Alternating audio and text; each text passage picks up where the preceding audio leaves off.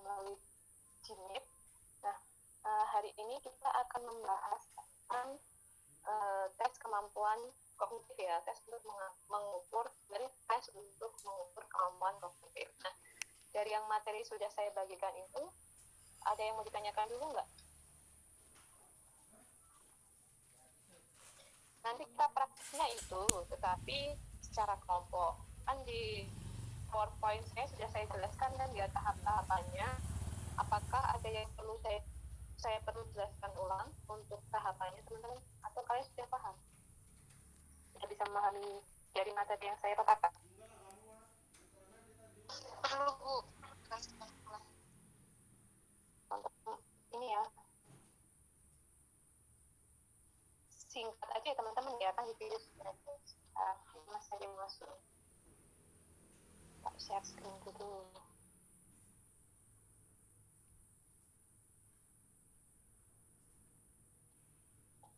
Konstruksi.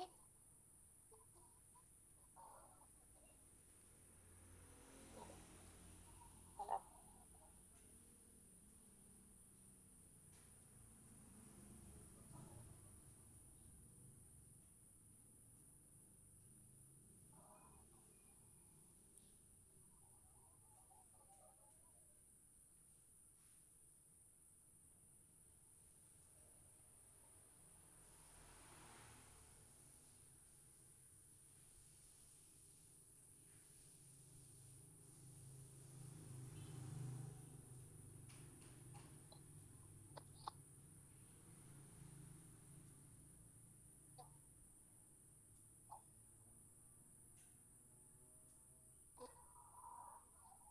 Oh, kayak gini keluarnya sebentar.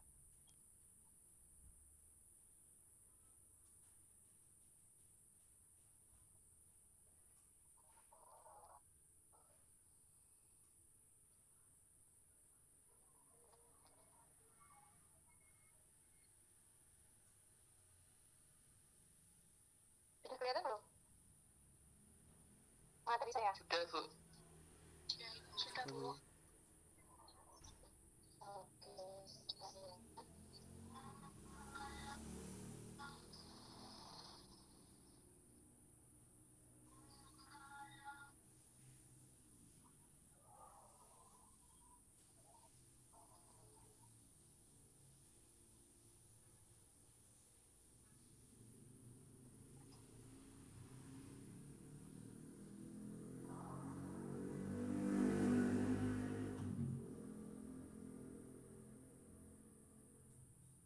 sebentar Pak, itu sekali lagi. Kita akan dulu.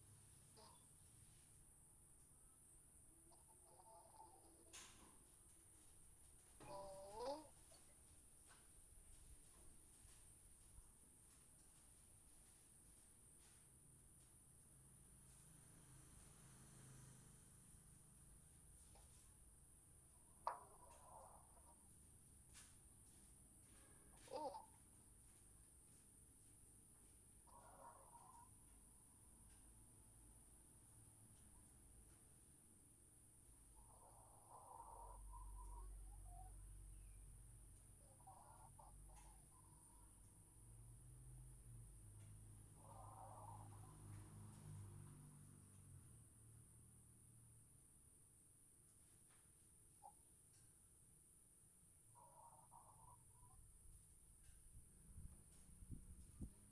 Kita teman-teman.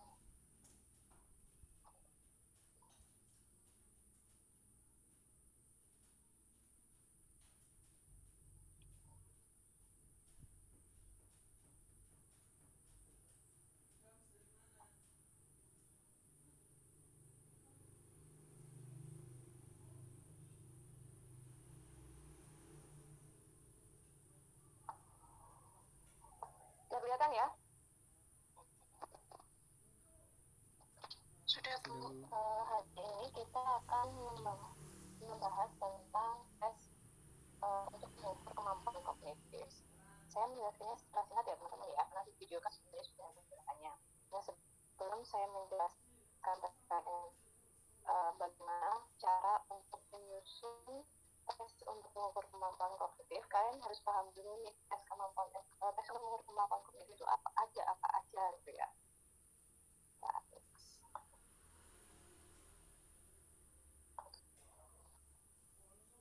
Nah, seperti yang saya jelaskan kemarin ya teman-teman ya, bahwa kemampuan kognitif, ketika kita mendengar istilah kognitif itu berarti berkaitan dengan kemampuan berpikir atau intelektual ya. Dimana untuk kemampuan kognitif itu di dalam psikologi itu ada dua ya, ada potensial dan aktual. Kalau yang potensial itu kan berkaitan memang sudah ada sejak kecil dan itu akan berkembang dengan baik ketika diberikan stimulus dari lingkungan dan pelatihan seperti itu. Dan yang aktual itu sifatnya saat ini teman-teman, maksudnya gini, jadi kalau yang aktual itu butuh pembelajaran atau pelatihan pada hari itu juga seperti itu. Jadi misalnya kalau yang aktual itu adalah kalian kuliah satu semester, malam belum seperti tidur. itu kalian sudah pembelajaran kan, Masih itu buka itu adalah jam segitu. kemampuan kognitif lalu itu membutuhkan usaha belajar. Kalau potensial itu memang sudah ada sejak kecil ya, jadi dipengaruhi oleh faktor genetik dan lingkungan. Tetapi kalau aktual ini adalah memang murni dari lingkungan. Jadi bagaimana kita fokus atau enggak ketika belajar, fokus atau enggak ketika pelatihan, seperti itu adalah aktual ya. Nah, dalam konteks metode pengukuran dan konstruksi untuk kemampuan kognitif dan istilah performansi maksimal. Jadi kalau teman-teman nanti membaca buku tes untuk mengukur performansi maksimal, itu berarti kaitannya dengan tes kemampuan atau tes kemampuan kognitif seperti itu. Nah, di sini ini atribut psikologi ya teman-teman ya. Atribut psikologi dan variabel psikologi. Variabel psikologi itu kan ada dua ya, ada kognitif dan non kognitif. Jadi saya jelaskan yang kedua ada dua juga, ada potensial dan aktual. Nah, untuk mengukur yang potensial tadi itu menggunakan tes intelijensi dan tes bakat itu. Sedangkan yang aktual ini itu dinamakan tes prestasi belajar. Kalau tes intelijensi saya rasa teman-teman sudah nggak asing ya dengan tes intelijensi dengan tes bakat. Nah, untuk tes prestasi belajar itu sebenarnya teman-teman juga sudah pernah mengerjakan seperti mengerjakan soal UTS, soal UAS itu adalah termasuk dengan tes prestasi belajar. Jadi tanpa belajar teman-teman tidak bisa mengerjakan itu. Dan jadi ketiga tes untuk mengukur kemampuan kognitif ini yang paling sederhana adalah tes prestasi belajar teman-teman. Nah, sehingga nanti kita praktiknya lebih ke tes prestasi belajar. Meskipun tes prestasi belajar itu biasanya untuk orang-orang pendidikan ya, untuk membuat soal matematika, bahasa Indonesia, kimia dan sebagainya. Tetapi kita tidak membuat soal itu, tetapi kita buatnya itu soal misalnya kalian mau ngambil mata kuliah psikologi umum, jadi nanti variabelnya psikologi umum. Atau contohnya kalian membuat tes prestasi belajar yang berkaitan dengan pelatihan ya, itu pelatihan itu juga masuk tes prestasi belajar karena kan ada proses belajarnya di pelatihan. Misalnya kalian memberikan edukasi tentang kesehatan mental seperti itu ke masyarakat, itu juga masuk tes prestasi belajar juga. Jadi nanti teman-teman silahkan mulai disiapkan mau mengambil variabel apa itu ya. Kemudian ini yang kedua, atribut psikologi dan variabel psikologi ada kemampuan non kognitif. Kalau kemampuan non kognitif itu kan tidak melibatkan proses berpikir ya. Jadi untuk mengukurnya seperti tes kepribadian, sikap, inventory dan sebagainya seperti itu. Next. Nah, ini karakteristik tes kemampuan kognitif. Yang pertama adalah stimulus dalam tes itu memiliki struktur yang jelas. Struktur yang jelas itu maksudnya gini teman-teman. Jadi pertanyaannya itu jelas, arah pertanyaannya itu jelas. Beda sama yang non kognitif. Yang non kognitif itu misalnya tes kepribadian, kayak tes grafis itu kan stimulusnya baik jelas, stimulusnya cuma kertas putih, nggak ada apa-apanya, kosong, benar-benar kosong kayak gitu. Tapi kalau tes kognitif itu kan jelas, misalnya ya tes bilangan angka 1, 2, 2, 3, 3, selanjutnya berapa, kan arah pertanyaannya itu jelas. Tapi kalau tes grafis tadi kan caranya kayak kertas putih, ini suruh ngapain, suruh gambar apa, gambar pohon-pohon gitu, ya terserah kamu, mungkin gambar kayu seperti itu. Nah, itu penjelasan dari stimulus dalam tes memiliki struktur yang untuk tes kognitif. Yang kedua, respon yang diberikan pada suatu item bisa dipilah menjadi respon salah dan benar. Ya, kalau tadi contohnya adalah deret angka, misalnya 1,1, 2,2, 3,3, selanjutnya berapa? Pastinya 4,4. Ya kan, karena datanya itu udah 1, 2, 3, 4 gitu. Ketika kita jawab 5 itu salah karena deret angka itu 1, 2, 3, 4 namanya seperti itu. Beda dengan grafis tadi. Grafis tadi kertasnya kosong, mau gambar pohon apa aja, pohon mangga benar, terus pohon lagi ya, pohon mangga benar, pohon berkayu benar, terus apa aja pohon itu benar, nggak ada yang salah gitu. Kemudian yang ketiga, kualitas dan tergantung kemampuan kognitif, sangat tergantung faktor kesiapan dan faktor kesediaan individu. Ya, kalau untuk kualitasnya itu tergantung dari kesiapan dan kesediaan individu. Kalau misalnya si individu tidak siap atau tidak sedia, ya sama aja gitu. Kualitasnya akan rendah itu. Kalau non-native itu kan validitasnya adalah kejujuran dari individunya seperti itu contohnya. Oke ya. Nah ini ya teman-teman ya. Ini langkah-langkah yang akan kalian nanti kerjakan. Itu yang pertama ada menerapkan domain, menyusun kisi-kisi, validasi indikator, menulis item dan sebagainya. Nah nanti kalian cuma sampai menulis item saja. Untuk proses validasi nggak usah, karena untuk validasi ini, untuk tes yang kemampuan kognitif ini agak rumit teman-teman, karena untuk yang validasi harus benar-benar orang yang ahli seperti itu. Jadi kalau misalnya kalian mau ngambil tema tentang misalnya mata kuliah psikologi perkembangan, kalian harus benar-benar cari orang yang paham psikologi perkembangan dan grade-nya harus sudah tinggi, dosen seperti itu ya. Kalau yang kognitif kan enggak. Kemudian kalian mau ngambil variabel tentang pengetahuan gangguan mental, kalian harus cari orang-orang yang benar-benar paham tentang gangguan mental. Dia psikolog nih, kalian harus benar-benar nyari psikolog, dan psikolognya adalah psikologi yang sangat seperti itu tentang kait dengan gangguan mental.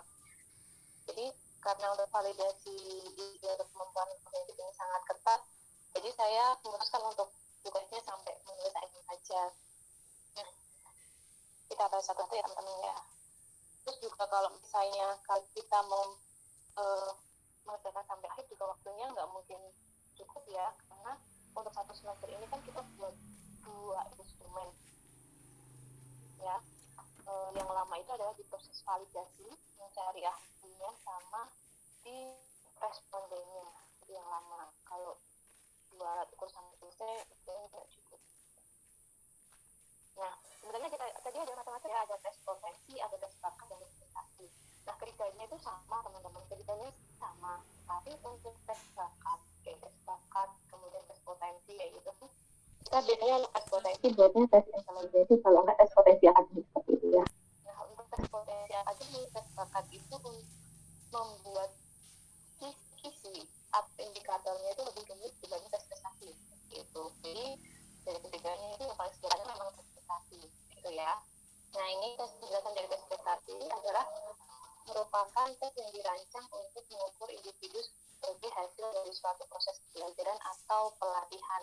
Jadi tes prestasi itu adalah hasil belajar atau hasil pelatihan.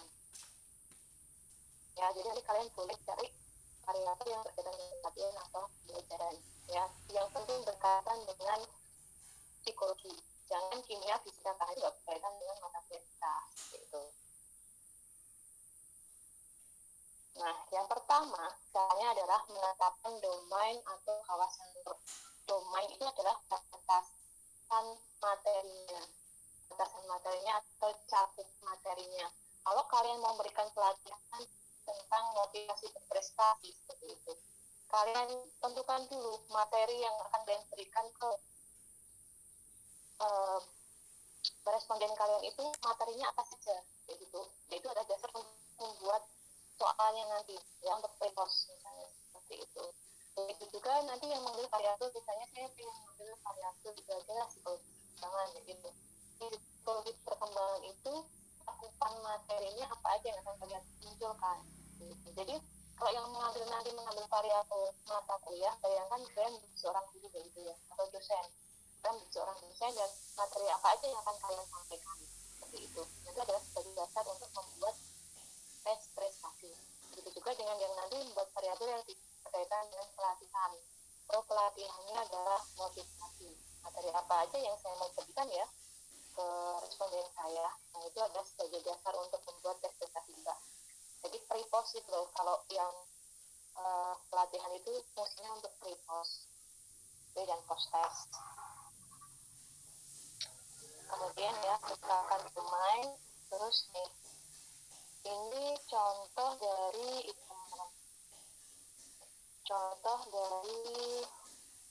ini sudah deskripsi ya. Nah, ini sudah ada beberapa domain dan subdomain. Di sini itu saya mengambil contohnya adalah psikologi abnormal ya teman-teman ya. Jadi untuk domain itu kan cakupan materinya.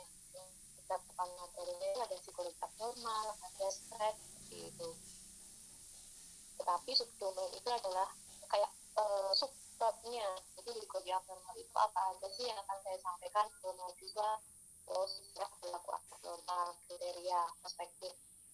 Oh, jadi untuk soalnya nanti saya akan berikan soal sesuai dengan saya sudah sampaikan ke mahasiswa. Di sejarah itu nanti saya mau buat 5 soal, kriteria mau buat 5 soal, perspektif mau buat 5 soal, dan seterusnya.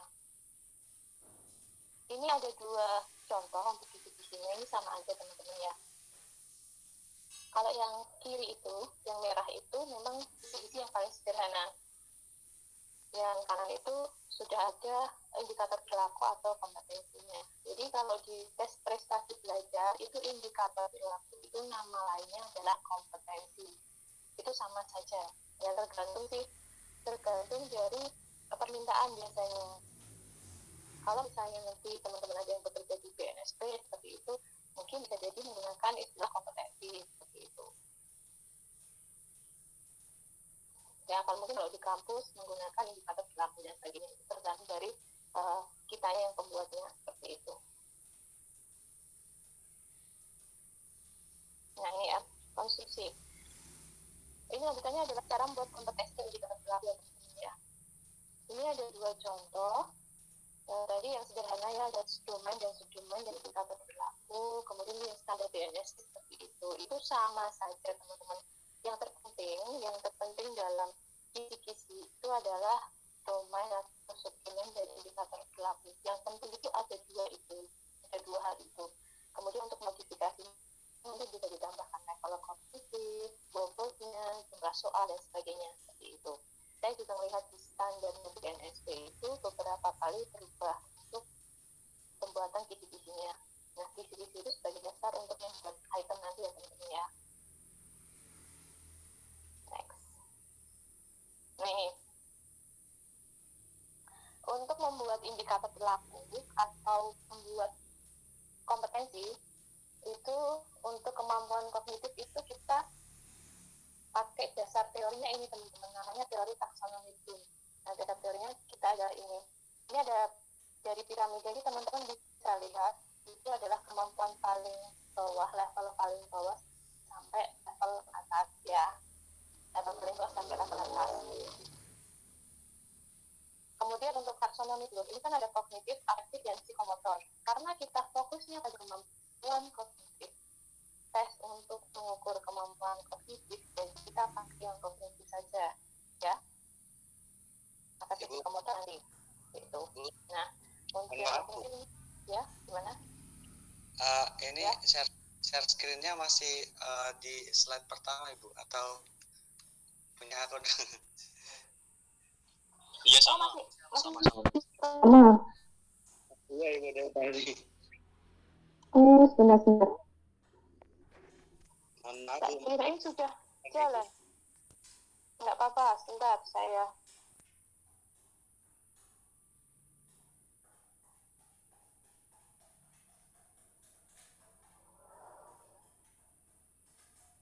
Ini enggak dibuka ya.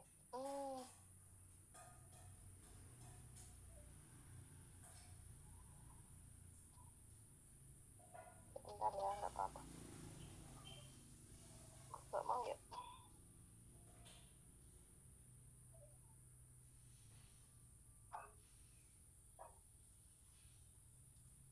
Sebentar.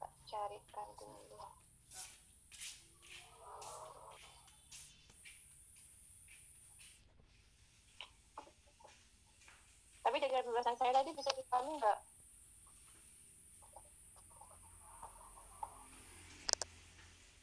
Bisa Ibu sambil melihat PPT yang udah di-share juga.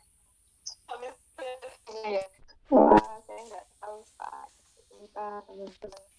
Ini kok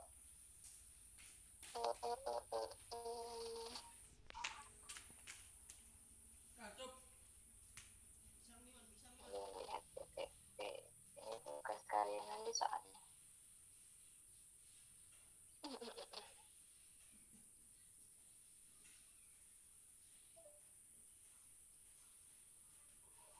Bentar.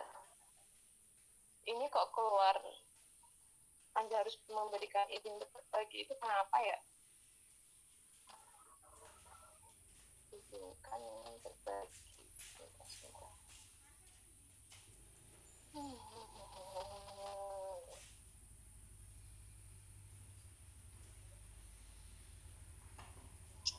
Boleh saya bantu share screen Ibu?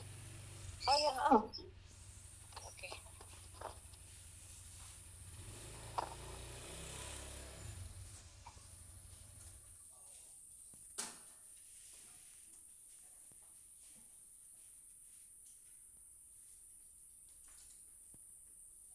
nah ya itu sampai sebelumnya ada yang mau ditanyain dulu nggak teman-teman terkait dengan menetapkan domainnya?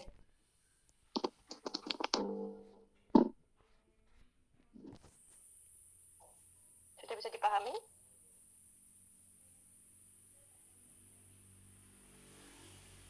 Bisa Bu. Oke, berarti alhamdulillah ya sudah dipahami ya. Nah, yang kedua ini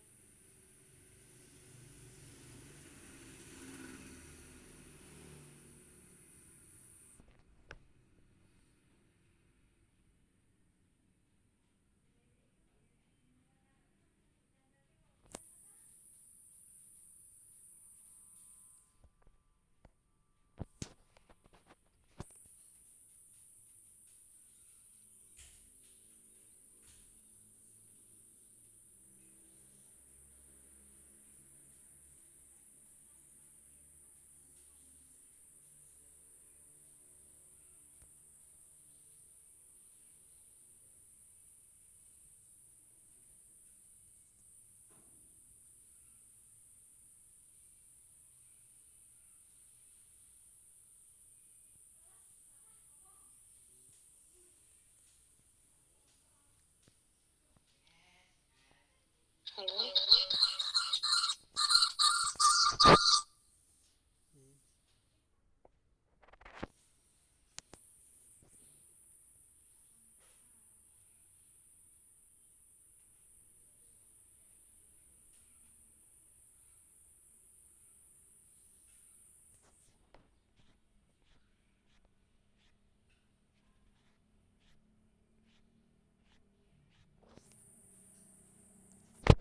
Mungkin ibunya gangguan jaringan itu. Kayaknya iya deh. Kukira internetku.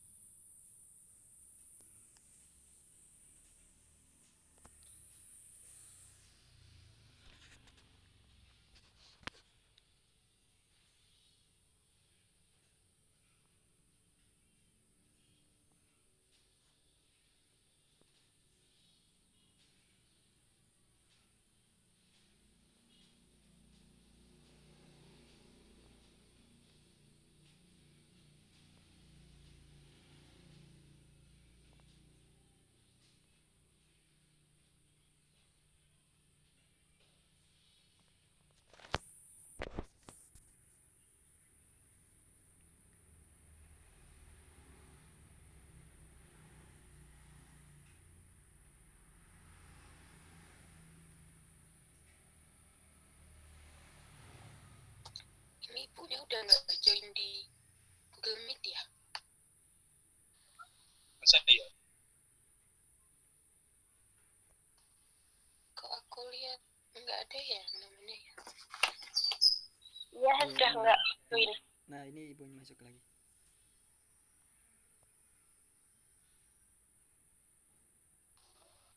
Sudah teman-teman? Sudah Sudah, bisa Bu. mendengar suara saya lagi? Sudah, Bu. Maaf ya, tadi sinyalnya Ji, Bu. hilang.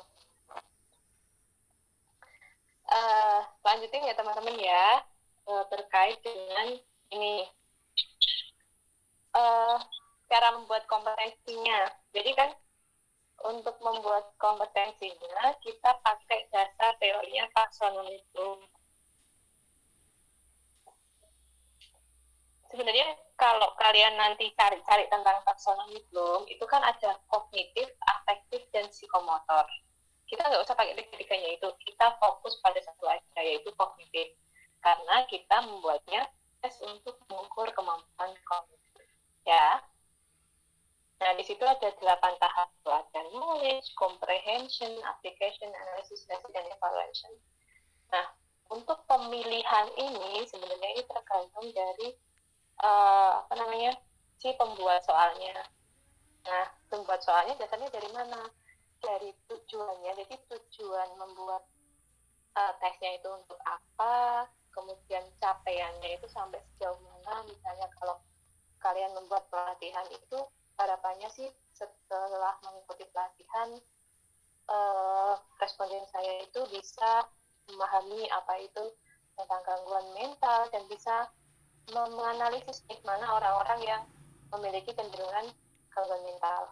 Nah, berarti kalau menganalisis berarti sampai dengan tahap analisis seperti itu. Nah, itu tergantung dari tujuan dan capaian pelatihan atau pembelajarannya. Untuk membuat kompetensinya ya, dasar kompetensi adalah dari tujuan dan capaian dari pelatihan atau pembelajaran seperti itu. Next yuk. Nah ini ya, untuk taksonomi Bloom sendiri itu ada 2 versi ya teman-teman ya. Yang tadi itu adalah versi lama, yang ini adalah versi yang baru. Nah, yang digunakan sekarang itu adalah versi yang baru. Tapi kita pakai yang ini aja, yang kiri itu ya, yang remember, understand, apply, analyze sampai atas. Nah, untuk setiap kompetensi, misalnya kalian mau pakai kompetensinya sampai apply itu berarti penerapan ya, jadi nanti soalnya lebih contoh. Itu sudah ada contoh kata kerjanya teman-teman. Misalnya mengimplementasikan. Jadi soalnya itu lebih ke mengimplementasikan seperti itu. Nanti untuk membuat kompetensi atau indikator perilakunya, saya akan berikan daftar kata kerjanya. Jadi kalian bisa mengambil daftar kata kerjanya dari situ. Begitu ya. Yuk, next.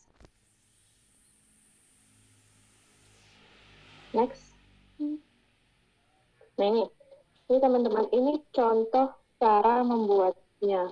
Ini cara membuat dari domain tadi sampai dengan kompetensi ya. Jadi contohnya ini adalah metodologi atau variabel. Itu adalah pengetahuan tentang gangguan mental. Jadi saya ini pura-puranya membuat pre-post test untuk pelatihan gangguan mental. Jadi kalau misalnya pelatihan gangguan mental, misalnya responden saya itu adalah orang-orang desa yang penting dia paham gangguan mental itu apa kayak gitu, sehingga dia tidak akan mengucilkan orang gangguan mental. Berarti untuk standarnya sampai dengan menjelaskan, dia mau menjelaskan gangguan mental ini apa-apa, kemudian dia mampu menganalisis seperti itu ya. Capaiannya sih bisa menganalisis. Jadi kalau ada yang orang-orang yang sudah memiliki kecenderungan gangguan mental, dia tahu nih menuju kemana, misalnya seperti itu tujuannya. Tujuannya adalah untuk mengukur pengetahuan tentang gangguan mental. Capaiannya adalah mampu menjelaskan dan menganalisis gangguan mental.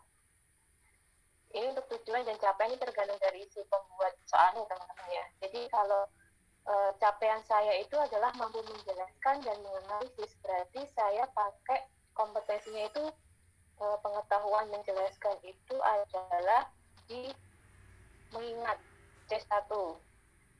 Kemudian menganalisis itu berarti tadi kan analisis dari C4. Berarti untuk membuat kompetensinya saya bisanya itu adalah C1, C2, C3, C4.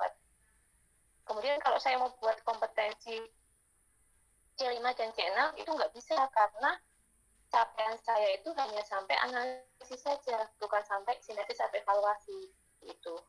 Kemudian untuk pemilihan C1, C2, C3, C4 untuk setiap pengetahuan itu bagaimana, itu tergantung dari pembuat soalnya juga, ya, tergantung dari pembuat soalnya juga. Yang penting untuk kompetensi variabel pengetahuan tentang gangguan mental ini maksimal kompetensinya adalah C4, tidak boleh lebih dari itu. Kalau di bawah C4 boleh, tapi nggak boleh lebih dari itu. Itu patokannya itu untuk membuat kompetensi. Itu dulu. Next. Nah ini, setelah kalian sudah paham nih, oh udah ya, capaian saya itu masih pelatihan adalah sampai analisis, tadi kan sampai tahap keempat, tadi C4. Terus ketika saya memberikan pelatihan itu, materi apa sih saya sampaikan? Oh, yang materi yang pertama saya memberikan pemahaman tentang definisinya, saya memberikan pemahaman responden tentang satu kriteria penggolongan dan sebagainya, seperti itu. Nah, kalian tuliskan di domain, subdomain kalian sesuaikan ya. Domain itu yang apa tadi? Yang domain itu kan bab besarnya ya, gangguan mental. Subdomain itu subbabnya. Jadi ketika kalian mengambil topik gangguan mental, oh subbabnya itu definisi dulu, sehat dan sehat, kriteria dan sebagainya. Terus level kognitif. Nah, untuk level kognitif ini adalah tergantung, yang saya maksud tergantung dari pembuat soalnya itu adalah level kognitif. Ini tergantung mau dibuat C berapa. Yang penting nggak boleh lebih dari C4. Karena capaian kalian adalah sampai mengenali saja. Seperti itu. Oh, saya mau buat definisi C1 aja lah. Definisi itu kayaknya cuma butuh mengingat kok C1. Kemudian sehat dan sakit.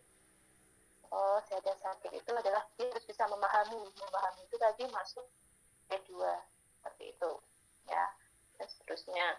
Terus kompetensinya mampu menjelaskan, mampu membedakan. Nah, kata membedakan dan menjelaskan itu adalah berasal dari tadi teman-teman ya, dari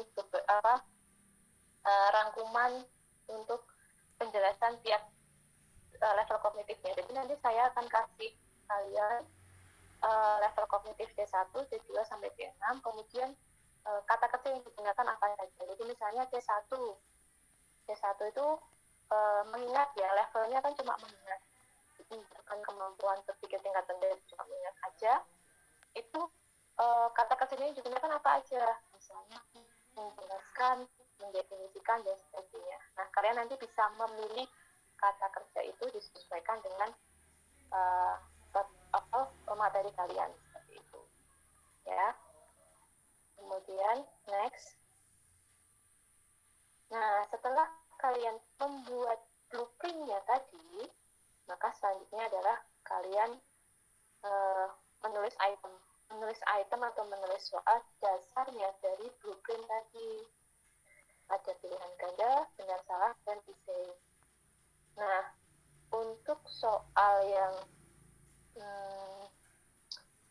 memiliki kompetensi yang tinggi, misalnya C5, C6, itu akan susah dibuat soal pilihan ganda ya. Sedangkan untuk soal-soal yang membutuhkan tingkat kemampuan berpikir rendah seperti C1, C2, C3 itu akan lebih mudah. Kemudian yang kedua, jika cakupan kalian kompetensinya banyak, misalnya C1 sampai C4, lebih baik itu menggunakan soal pilihan ganda. Jangan menggunakan soal essay, itu akan susah buat respondennya. Seperti itu. Nah, dari ketiga ini nanti kalian silahkan pilih mau pakai yang mana. Nanti disesuaikan dengan itu aja capaian pembelajaran kalian. Kalau capaian pembelajaran kalian itu tingkat tinggi, pakainya isi aja nggak apa-apa. Berarti itu studi kasus ya. Kalau sudah kalian menggunakan kompetensinya C5 atau C6, itu berarti soal kalian tuh lebih ke kasus, itu isi. Tapi kalau misalnya kalian nanti menggunakan kompetensinya adalah C1, C2, C3, C4, itu masih bisa pilihan ganda atau benar salah, seperti itu. Jadi nanti tugasnya sampai di sini teman-teman, sampai menulis item saja, dikerjakan secara kelompok. Tuh. Sampai di sini ya, ditanyakan. Izin bertanya, Bu. Bisakah dipahami? Izin bertanya. Ya, silakan. Baik, Assalamualaikum warahmatullahi wabarakatuh. Sebelumnya terima kasih atas kesempatannya Ibu Nurhida. Nama Ahmad Imron Ghazali, NIM akhir 264. Izin bertanya.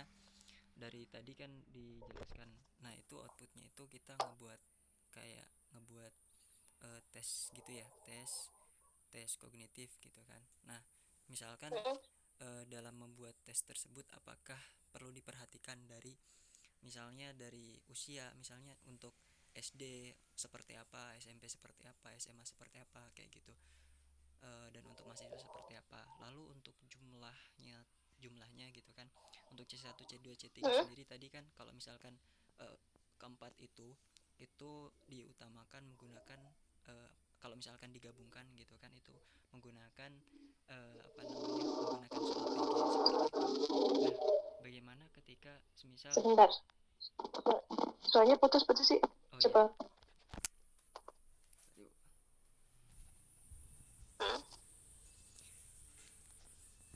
Apakah masih putus-putus? Yang kedua pertanyaan yang kedua. Udah. Nah, lalu yang kedua itu gimana kalau semisal di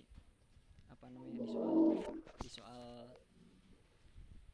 itu digabung gitu Bu, bukan cuma PG, misalkan PG sama esai gitu kayak gitu, terus minimal soalnya itu berapa dan maksimal berapa gitu, dan bagusnya berapa idealnya seperti itu. Mungkin itu aja Ibu, terima kasih. Oke, terima kasih. Ada lagi nggak pertanyaannya? Atau langsung saya jawab dulu?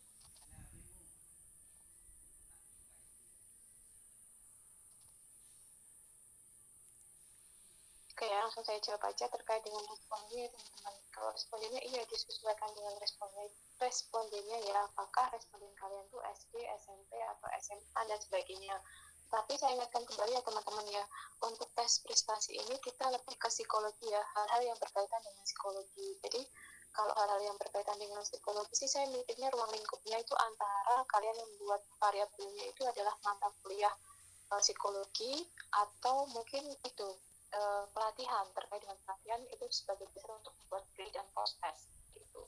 Kalau SD nanti gimana variabelnya apa? Kalau soal matematika kayaknya itu bukan ranah kalian seperti itu, karena itu pendidikan matematika kan seperti itu gitu. Semisal itu Bu, gitu ya. semisal dalam mengadakan training, kemarin kan sempat ngadain training itu di SD, temanya itu tentang be the best version of yourself. Nah itu kemarin saya tentang apa? Be the best version of yourself gitu, menjadi versi terbaik dari diri sendiri. Nah itu kemarin sempat buat pretest sama post test. Nah itu soalnya cuma 5 soal, cuman PG doang gitu Ibu. Nah itu kira-kira apakah dari 5 soal itu udah cukup bagus gitu untuk mewakili hasilnya seperti itu? Terus kira-kira bagusnya itu seperti apa, idealnya gitu menurut Ibu?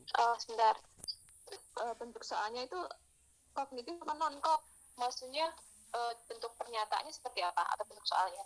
Contohnya misal kan itu ini sih kayak ada juga yang kognitif lebih ke DISC gitu Bu, ada yang DISC-nya misalkan apakah kamu termasuk orang yang ketika di dalam kelas misalkan apakah kamu orang yang aktif, terus apakah orang yang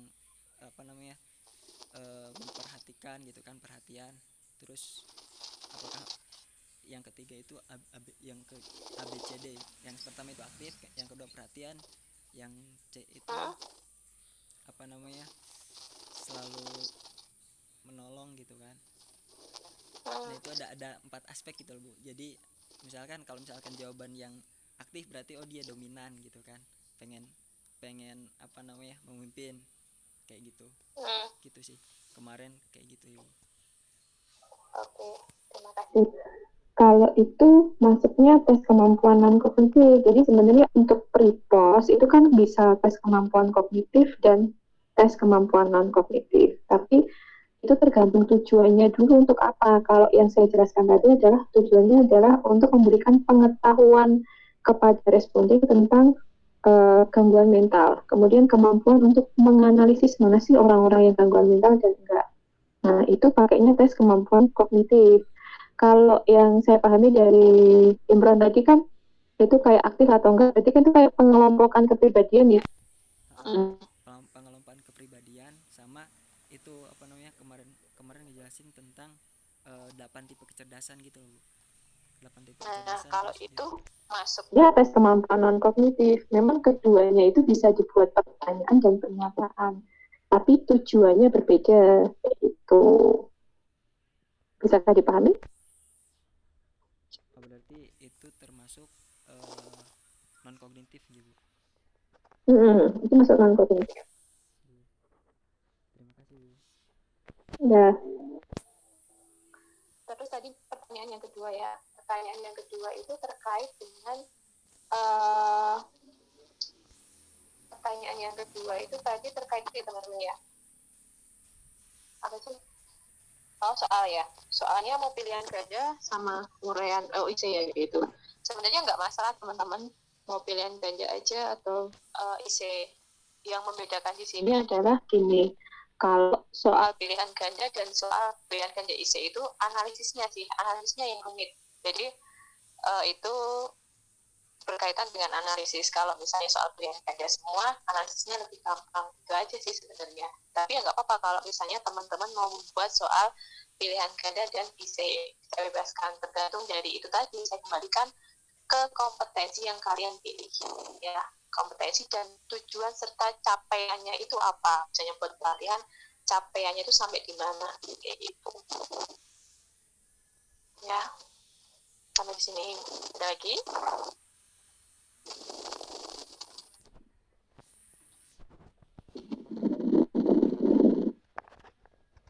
Berarti kembali lagi ke capaiannya, tujuannya gitu, Bu. jadi ketika kita buat alat tes kan pasti kita harus tahu dulu nih tujuan alat tes itu untuk apa. Apakah mengukur pengetahuan atau mengetahui sikap seseorang aja atau mengelompokkan kepribadian. Nah, itu nanti berkaitan dengan tes apa, kemampuan kognitif atau non kognitif seperti itu. Tuh, jadi tujuan itu penting sekali teman-teman. Terima kasih, Bu, atas penjelasannya. Oke. Ada lagi? Mau tanya, Bu. Ya, ini siapa dulu nih? Itu Mbak Rofi dulu aja. Oh ya, Mbak Rofi. Silakan. Ini untuk penentuan domain sama subdomainnya ini ada batas maksimum minimumnya enggak, Bu? Soalnya Nggak ada, takutnya Takutnya? oh enggak ada ya, Bu. Takutnya itu misalkan ini nanti kan berkaitan sama apa ya, Bu, jumlah soal gitu. Nanti takutnya kalau sedikit nanti kurang valid, kalau kebanyakan nanti untuk respondennya nanti jenuh atau gimana gitu, Bu, takutnya. Oh, kalau itu ya sebenarnya kalau secara itu sih memang ada ya teman-teman ya. Sebenarnya tergantung dari itunya sih, apa namanya, dari materinya ada berapa, domainnya itu ada berapa. Biasanya untuk domainnya ada berapa. Biasanya ya teman-teman ya, pengalaman saya sih ketika kita membuat kisi-kisi itu, misalnya kisi-kisi itu kan misalnya domainnya cuma satu, tapi subdomainnya kan ada banyak banget. Nah, kita itu bisa memilih beberapa saja. Jadi kisi-kisi itu bisa digunakan untuk membuat soal beberapa kali, ya biasanya seperti itu. Tapi untuk penentuan berapa soalnya itu tergantung si pembuat soalnya kayak gitu. Berapa ya kalau kita membuat berapa? Satu domain itu subdomainnya minimal, kalau kognitif itu kan nggak boleh kurang dari minimal 2 ya.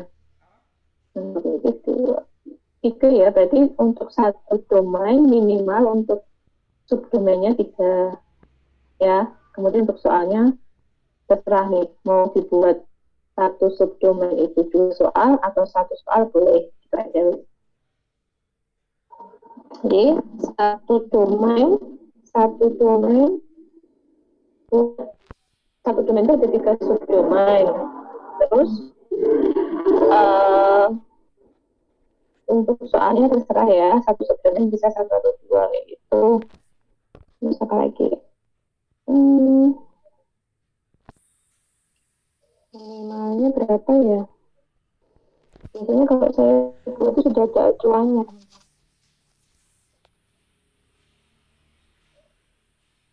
Kalau soal saya dulu buatnya 5 soal. Ini satu isi-isi.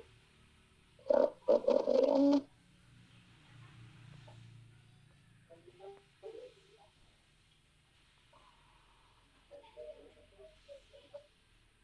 4 domain ya teman-teman ya. Kalian bikin 4 domain dengan 3 subdomain setiap satu domainnya.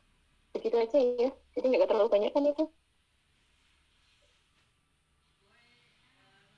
Jadi 4 domain dengan 3 subdomain untuk per domainnya. Kemudian soalnya dibuat 2 soal aja lah ya. Untuk satu subdomain kalian buat 2 soal. Jadi nanti ada sekitar 4 kali 3 ada 24 soal minimal. Gitu. Kalian buat 24 soal aja gitu ya. Dan main susah itu buat 24 soal. Gitu. Baik Ibu. Terima Oke. kasih Ibu. Ya. Ada lagi? Bu, ini kan tugas kelompok ini dimulai kapan, Bu? Ini tugas kelompok ini dimulai sekarang, hari ini. Sekarang? Iya, mulai hari ini. Untuk sistematikanya sebentar. Saya itu nggak bisa membagikan Pak. Bagikan cukup. Nanti dibantu share screen lagi ya sebentar. Tak bagikan di grup aja. Kira-kira 1 minggu selesai nggak ya teman-teman kalian mengerjakan ini? Sampai minggu depan Bu berarti ya. Insya Allah. Kira-kira selesai nggak?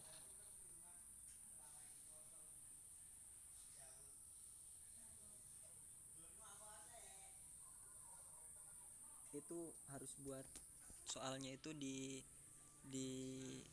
apa namanya, di Google Form atau dibuat ini aja Bu, di Word gitu sistematikanya.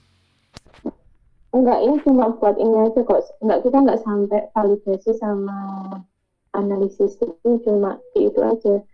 Langsung dibuat di apa kayak buat paper langsung ada tulisan aja, langsung ada tulisan item aja, nggak sampai Google Form. Enggak.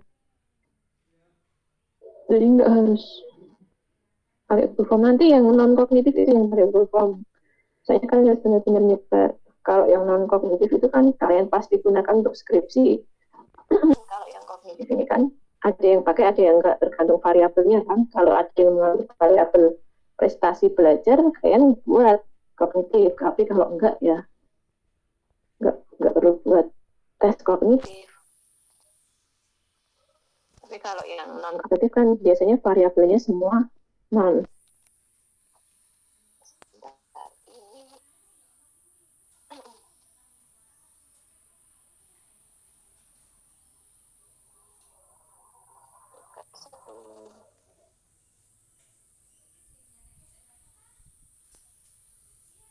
Itu saya share sama sebentar itunya ya.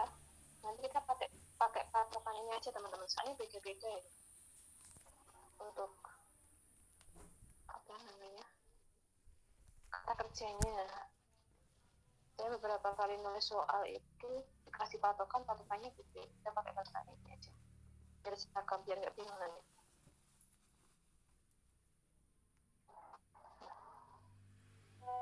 Itu di grup sudah ada. Saya dibantu share screen lagi kan untuk yang sistematika ini.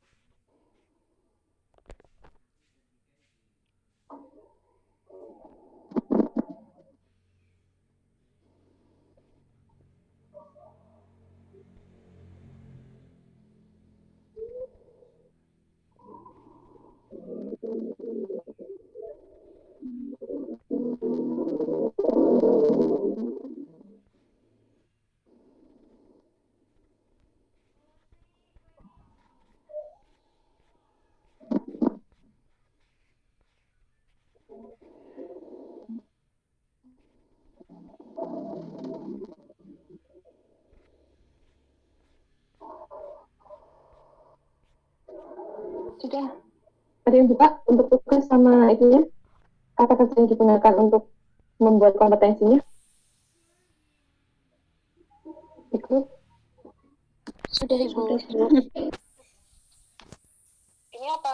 Ada yang masih bingung nggak? Terkait sistematika dan penggunaan kata kerjanya.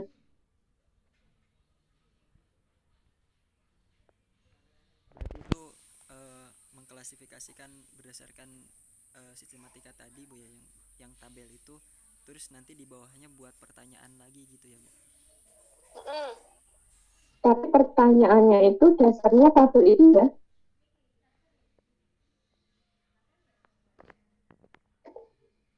Jadi saya dibantu share screen dulu untuk sistematikanya. Nah, yang sistematika ini.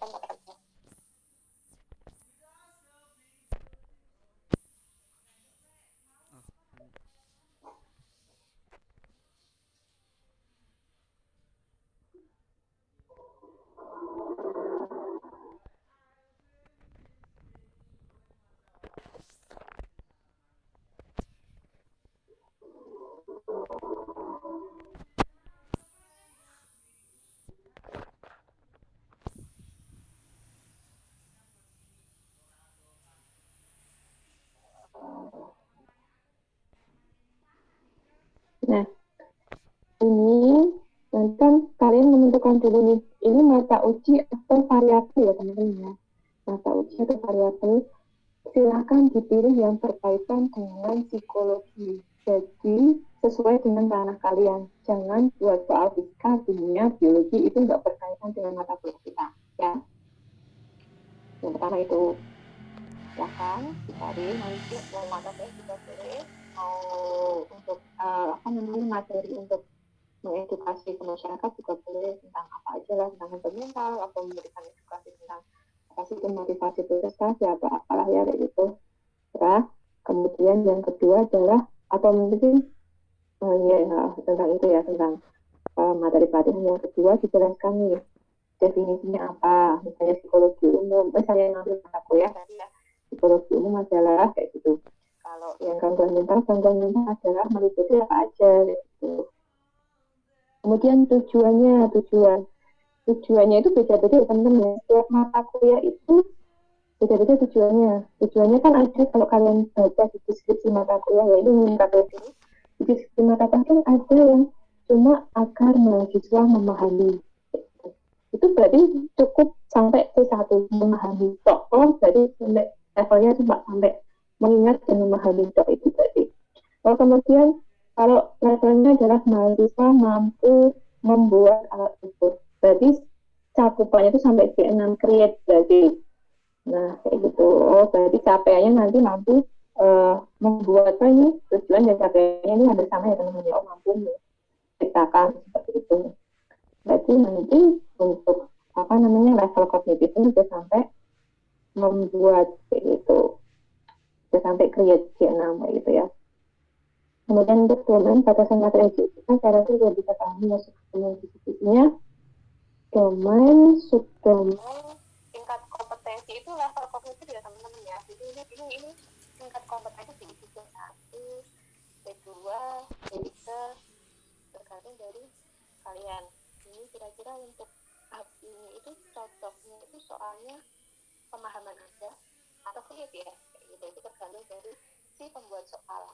Indikator perilaku jelas ya, kalau indikator perilaku tadi membuat indikatornya atau kompetensinya berdasarkan dari taksonomi Bloom tadi yang sudah saya kasih ini disesuaikan. Kalau C1 tadi kan cuma ini pilih salah satu yang kira-kira cocok atau sesuai gitu.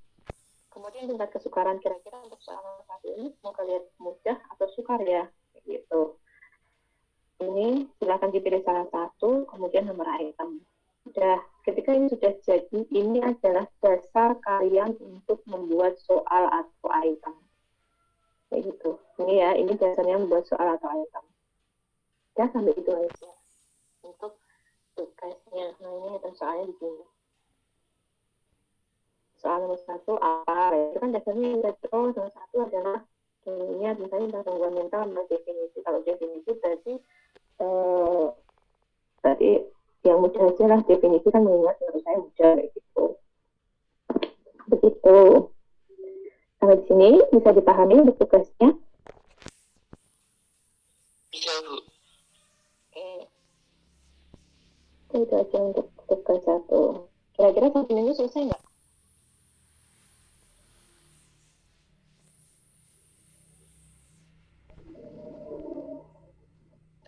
Insya Allah selesai. Karena belum banyak tugas kan, Bu. Takutnya kalau makin lama nanti tugasnya numpuk. Tapi dari teman-teman sih, kalau dari saya gitu, Bu, insya Allah 1 minggu cukup. Ya, itu kan kelompokan kan ya. Nanti buat itemnya bisa bergantian. Gitu. Iya, Ibu.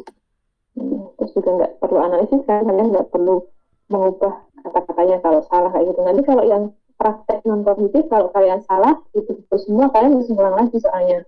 Nah itu harus jaga-jaga untuk yang itu aja nanti. Begitu. Kalau yang itu bisa bacanya nggak? Yang kata kerja taksonominya? Itu berarti yang C1 memahami itu kata kerja di bawahnya kita pilih salah satu atau gimana sih, Bu? Jadi kalau misalnya C1, nah, lanjutkan lagi bantuin saya lagi kemudian itu kata kerja okasional akan itu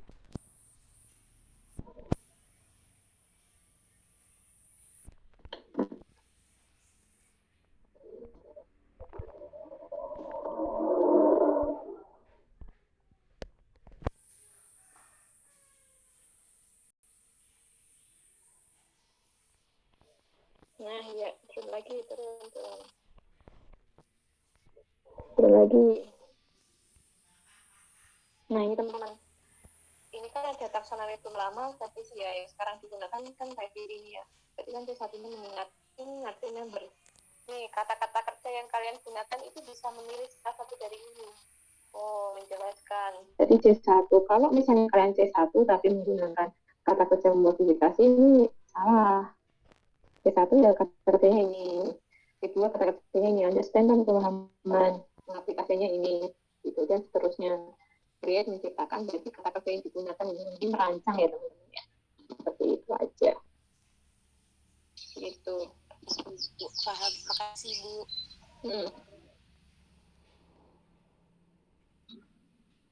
Ada lagi yang mau ditanyakan terkait dengan soal. Jadi kalau kita sering mendengar itu ya guru membuat soal, ya membuat soal seperti ini kan, menggunakan teori taksonomi itu. Saya juga beberapa kali latihan untuk membuat soal juga dasar teorinya sama, menggunakan ini baik untuk soal psikologi maupun untuk soal pelatihan kayak gitu. Itu yang membedakan dengan non kognitif. Kalau yang non kognitif kan kita nggak perlu menggunakan teori taksonomi itu. Gitu. Bahkan untuk soal CPNS pun juga menggunakannya ini dasarnya taksonomi juga.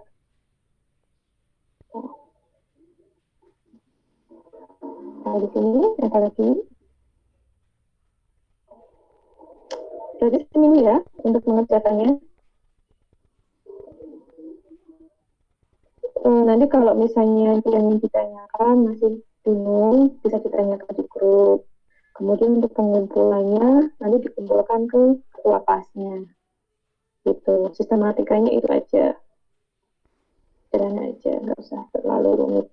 Nggak usah pakai latar belakang dan sebagainya. Yang penting benar dulu dengan buat itemnya. Gitu. Baik, Ibu.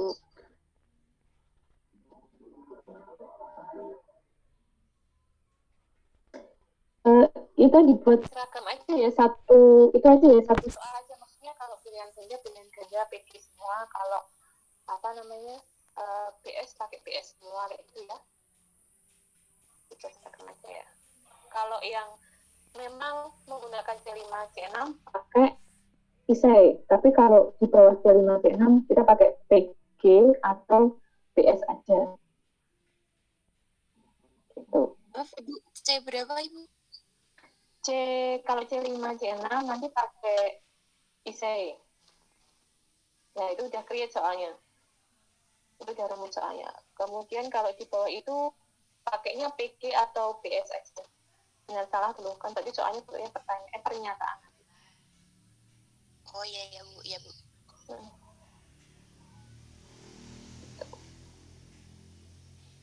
Sudah cukup atau ada lagi? Insya Allah sudah. Tapi nanti paling tanya Bu kalau udah pas garap. Izin Pas bertanya lagi, Bu. prakteknya ya. Itu kalau misalkan PG berarti harus ditulis jawabannya A B C D gitu ya Bu ya? Atau Kalau PG ditulis ABCD-nya. Itu kalau PG sebenarnya ada analisisnya sendiri teman-teman. ABCD-nya itu dianalisis lagi gitu.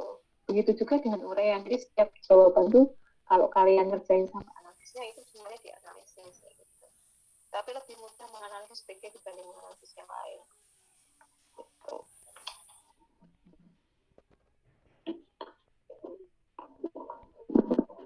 Mau tanya, Iya, silakan. kalau yang pilihan ganda itu kan kita buat ABC itu kita buat poin-poin gitu kan, jawabannya kan Bu. Itu ada sama harus sampai E atau D atau C gitu, ada minimalnya nggak? Nggak ada minimalnya kok. ABC atau ABCD itu juga nggak apa-apa. Jadi terserah yang buat ya Bu ya. Yang penting nggak AB. Kalau AB nanti itu jawabannya beda lagi. Minimalnya ABC lah. Ya Bu, terima kasih. Ya. Lagi? terkait tadi Bu, akan dikasih A B C D. Nah itu sekalian langsung ditandain jawabannya sama kita atau gimana Bu? Jawabannya misalkan yang A. Gimana? Misalkan langsung ditandain jawabannya juga enggak Bu? Langsung dikasih jawabannya gitu. Misalkan yang poin 1. Ditandain juga nggak apa-apa. Ditandain juga nggak apa-apa. Biasanya kalau kita buat, kalau misalnya saya buat sih ditandain. Selama ini maksudnya praktiknya disuruh membuat itu ditandain. Saya sebenarnya ada contoh teman-teman tapi nggak bisa saya cari ya karena itu kan bank soal, jadi itu kan sifatnya rahasia kayak gitu. Jadi mohon maaf ya saya belum bisa share untuk contoh untuk soalnya atau titik lengkapnya gitu. Terima kasih. Ya biasanya dikasih itu juga jawabannya. Kalau prakteknya sih selama pengalaman itu dikasih jawabannya, terus dikasih estimasi waktunya. Jadi untuk satu soal itu tuh estimasi waktunya berapa. Kita ketika praktek beneran itu satu soal itu suruh menuliskan. Jadi estimasi itu orang-orang itu bisa menjawab itu kira-kira berapa menit gitu. Jadi untuk biasanya 24 soal itu ya maksimal waktunya harus sekitar segini menit gitu. Kalau praktiknya masih seperti itu sampai dengan waktunya juga harus diperkirakan gitu.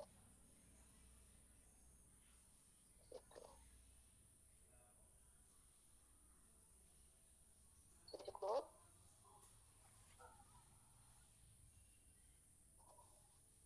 Sudah Bu. Oke, kalau sudah cukup itu tadi sudah saya berikan sistematikanya ya. Silahkan dikerjakan secara kelompok.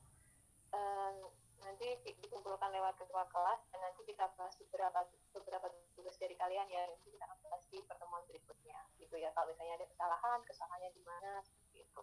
Itu teman-teman. Terima kasih. Sampai ketemu di pertemuan berikutnya. Wassalamualaikum warahmatullahi wabarakatuh. Waalaikumsalam. Jangan lupa presentasinya ya. Iya Ibu.